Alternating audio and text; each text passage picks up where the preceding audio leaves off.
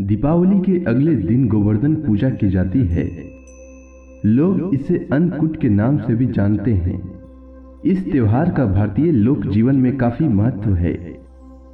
इस पर्व में प्रकृति के साथ मानव का सीधा संबंध दिखाई देता है। इस पर्व की अपनी मान्यता और लोक कथा है।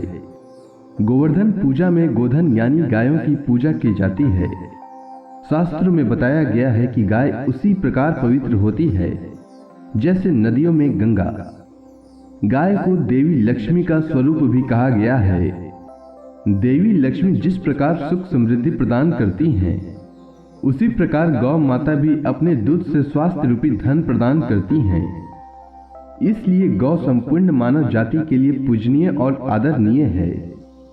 गौ के प्रति श्रद्धा प्रकट करने के लिए ही कार्तिक शुक्ल पक्ष प्रतिपदा के दिन गोवर्धन की पूजा की जाती है। जब श्री कृष्ण ने ब्रजवासियों को मूसलाधार वर्षा से बचाने के लिए 7 दिन तक गोवर्धन पर्वत को अपने सबसे छोटी उंगली पर उठाकर रखा और गोप गोपियाएं उसकी छाया में सुखपूर्वक रहें, 7वें दिन भगवान ने गोवर्धन को नीचे रखा और हर वर्ष गोवर्धन पूजा करके अन्नकूट उत्सव मनाने की आज्ञा दी। तभी से यह उत्सव अन्नकूट के नाम से मनाया जाने लगा। गोवर्धन पूजा के संबंध में एक लोक गाथा प्रचलित है। कथा यह है कि देवराज इंद्र को अभिमान हो गया था। इंद्र का अभिमान चूर करने हेतु भगवान श्री कृष्ण, जो स्वयं लीलाधारी श्री हरि विष्णु के अवतार हैं, उन्होंने लीला रची। प्रभु की इस लीला में यूं हुआ कि एक दिन उन्होंने देखा कि सभी ब्रजवासी उत्तम पकवान बना रहे हैं और किसी पूजा की तैयारी में जुटे हैं। श्री कृष्ण ने बड़े भोलेपन से मैया यशोदा से प्रश्न किया, मैया, ये आप लोग किन की पूजा की तैयारी कर रहे हैं? कृष्ण की बातें सुनकर मैया बोली, लल्ला, हम देवराज इंद्र की पूजा के लिए अन्नकूट की तैयारी कर रहे हैं। मैया के ऐसा कहने पर श्री कृष्ण बोले, मैया, हम इंद्र की पूजा क्यों करते हैं? मैया ने कहा कि वह वर्षा करते हैं जिससे अन्न की पैदावार होती है, उनसे हमारी गायों को चारा मिलता है। भगवान श्री कृष्ण बोले, हमें तो गोवर्धन पर्वत की पूजा करनी चाहिए क्योंकि हमारी गायें वहीं चरती हैं। इस दृष्टि से गोवर्धन पर्वत ही पूजनीय है और इंद्र तो कभी दर्शन भी नहीं देते। वह पूजा न करने पर क्रोधित भी होते हैं। अतः ऐसे अहंकारी की पूजा नहीं करनी चाहिए। लीलाधारी की लीला और माया से सभी ने इंद्र के बदले गोवर्धन पर्वत की पूजा की। देवराज इंद्र ने इसे अपना अपमान समझा और मूसलाधार वर्षा शुरू कर दी। प्रलय के समान वर्षा देखकर सभी ब्रजवासी भगवान श्री कृष्ण को कोसने लगे कि सब इनका कहा मानने से हुआ है। तब मुरलीधर ने मुरली कमर में डाली और अपनी कनिष्ठा उंगली पर पूरा गोवर्धन पर्वत उठा लिया और सभी ब्रजवासियों को उसमें अपने गाय और बछड़े समेत शरण लेने के लिए बुलाया। इंद्र कृष्ण की यह लीला देखकर और क्रोधित हुए, फलतः वर्षा और तेज हो गई।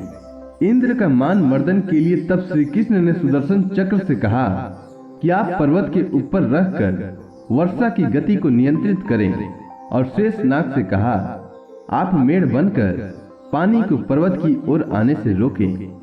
इंद्र लगातार 7 दिन तक मूसलाधार वर्षा करते रहे। तब उन्हें एहसास हुआ कि उनका मुकाबला करने वाला कोई आम मनुष्य नहीं हो सकता। अतः वे ब्रह्मा जी के पास पहुंचे और सब वृतांत का सुनाया। ब्रह्मा जी ने इंद्र से कहा कि आप जिस कृष्ण की बात कर रहे हैं, वह भगवान विष्णु के साक्षात अंश हैं और पूर्ण पुरुषोत्तम नारायण हैं।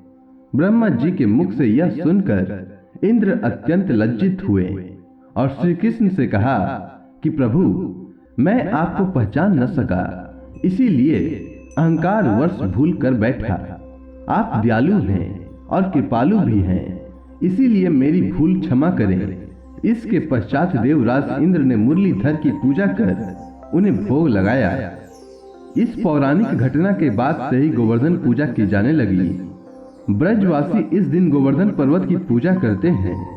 गाय बैल को इस दिन स्नान कराकर उन्हें रंग लगाया जाता है। व उनके गले में नई रस्सी डाली जाती है।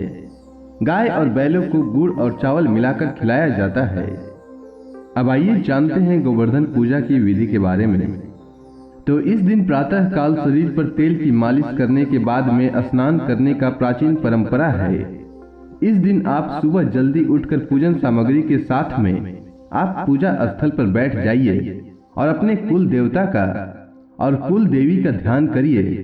पूजा के लिए गाय के गोबर से गोवर्धन पर्वत पूरी श्रद्धा भाव से तैयार कीजिए। इसे लेटे हुए पुरुष की आकृति में बनाया जाता है।